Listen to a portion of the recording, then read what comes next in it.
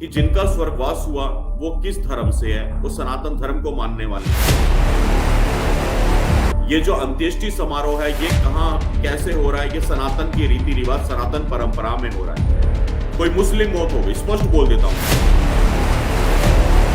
कोई मुस्लिम मौत हुई और उसका फातिहा पढ़ा जा रहा है और वहां पे जाकर के हिंदू समाज के कुछ लोग, लेकिन बहुत हतप्रभ है, हम लोग स्तब्ध हैं। ये फिर से एक इसको कंट्रोवर्सी, लता दीदी जैसी, मैं कहता हूं एक युग आज अपने आप में अंत होता हुआ है, एक युग सिमटा है।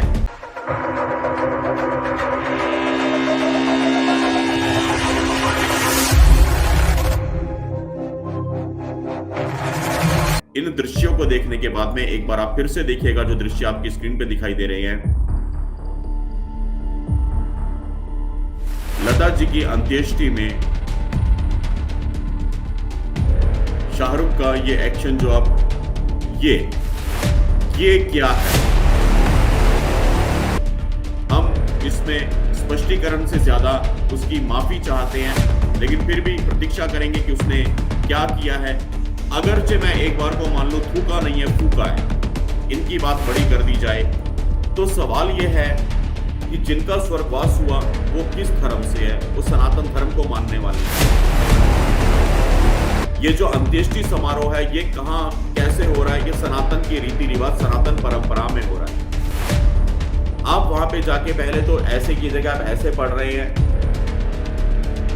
किसी ने नहीं टोका, कोई बात नहीं। उसके बाद में अगर आप ये कहते हो कि थूकना नहीं, हमारे यहाँ पे थूकना होता है, तो ये प्रश्न उठता है कि ये किसी की मैयत में नहीं गए हो आप, यहाँ पे किसी को दफनाया नहीं गया है, यहाँ किसी की कब्र के ऊपर मिट्टी नहीं डाली गई है कि आप वहां पे अपनी फूकने की परंपरा को लेके चलोगे या जो भी चीजें हैं।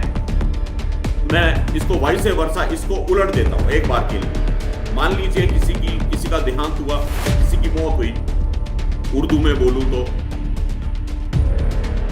और कोई निकल लिया और उसका फातिहा पढ़ा जा रहा है। कोई मुस्लिम मौत हो गई, स्पष्ट बोल देता हूं, कोई मुस्लिम मौत हुई और उसका फातिहा पढ़ा जा रहा है और वहां पे जाकर के हिंदू समाज के कुछ लोग सनातन रीति से अपनी पूजा करने लग जाएं और उसकी कब्र पे या उसके मृत शरीर के ऊपर गंगा जल छिड़कने लग जाएं, तो क्या वो लोग इसको स्वीकार करेंगे? कि अगर हम उनके यहाँ किसी की मौत हो जाती है, उनके यहाँ किसी की मैयत पे जाते हैं और उनके यहाँ किसी की मैयत पे जाकर के हम अपने रीति रिवाज से वहां पे गंगा जल छिड़क दें, वहां पे तुलसी के पत्ते रख दें, वहां पे पूजा अर्चना करने लग जाएं, वहां उनकी मैयत पे जाकर के हम अपने हिंदू रीति रिवाज से कुछ काम करें, तो वो नहीं हो सकता। लेकिन ये बड़ा अजीब है, अभी तो यही नहीं पता कि थूका है या फूका है। आप जिसके यहां गए हो, आप जहां गए हो, आपको उनके रीति रिवाज पे चलना पड़ेगा। आप अपने रीति रिवाज कैसे किसी पे थोप सकते हो? आप अमेरिका जाते हो, आप विदेश भी जाते हो, आपको वहां पे उनका खान पान, उनका रहन सहन, उनके हिसाब से, उनकी भाषा में ढलना पड़ता है। आप उनको अपने हिसाब से नहीं ढाल सकते। आप किसी के घर जाते हो, किसी से मिलने जाते हो सकता है आप अपने घर में पलंग पे कपड़े खोल के लेटते हो सकता है आप अपने घर में पलंग पे जूते पहन के लेटते होंगे, हो सकता है आप अपने घर में फ्रिज के अंदर कपड़े रखते होंगे, हो सकता है आप अपने घर में अलमारी के अंदर में दूध रखते होंगे।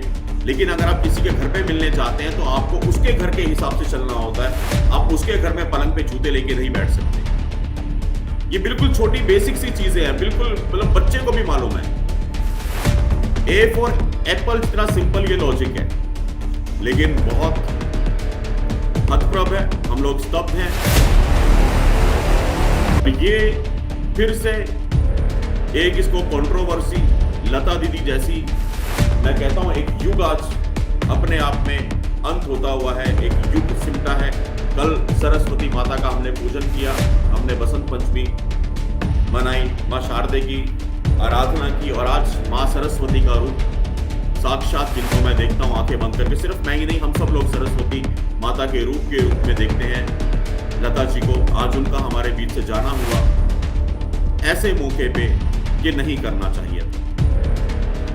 ये थूक है या फूक है या जो भी है, इसकी आवश्यकता नहीं थी। ये मेरा स्पष्ट मानना है।